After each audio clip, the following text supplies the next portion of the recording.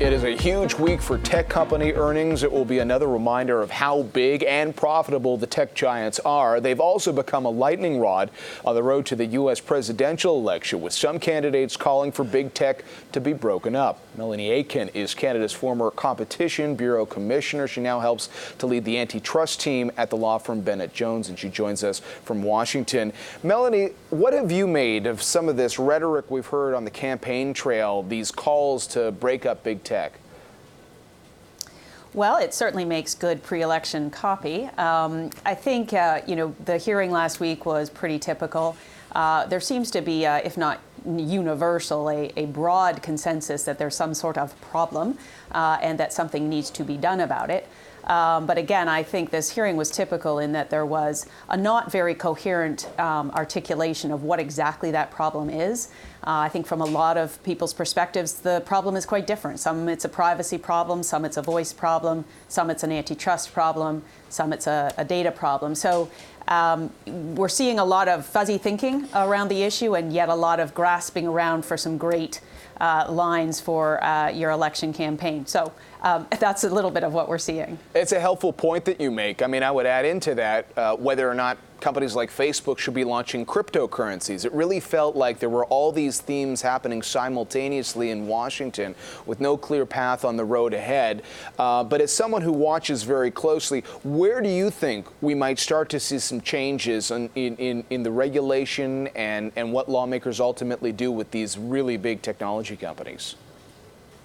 Well, I think the cryptocurrency point is a little bit different insofar as there seems to be almost universal concern about that. And we see some backing off by Facebook in terms of their timing on that. But I guess time will tell, because there is a little bit of a contingency there saying, if we don't do it, somebody else will, so we don't want to fall behind. So a little industrial politics in there.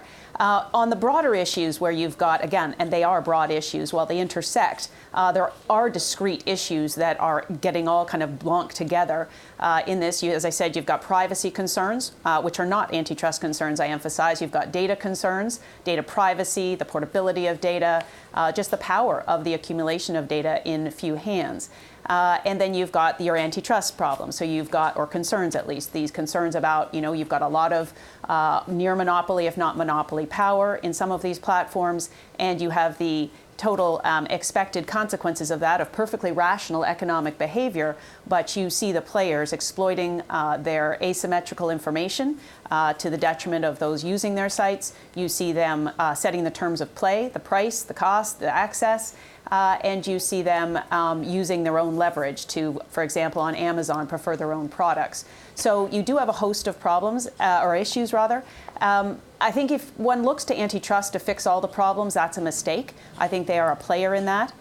You will see, though, generally speaking, from the agencies around the world, a sort of "we got this" attitude, which I know is certainly expressed, I think, in good faith, which says, we got the tools, we just need more money, maybe some creative thinking. We got to stop worrying just about price, because a lot of these products are zero price, so we can't find the typical price rise for consumers, which would typically give us the issue. But, we got the problem. Well, and I have some reservations about that, because they don't have the resources, and there's a bit of an illusion that it will address other issues such as privacy, data, voice, incendiary violence type of messages. So it's just one piece of the puzzle. I think there's a lot of conversation going, but I would really question whether amongst all the bluster we're going to see much actual movement outside the margins before the election in the United States, at least. And quickly before we go, before we had talked, before your segment, we talked about Huawei and how different governments around the world are approaching that particular situation. How important is it to have coordination, especially, let's say, between Canada and the U.S. on how you're dealing with big tech or this issue of data, since in both countries everybody's using these products and these companies are just getting bigger and bigger?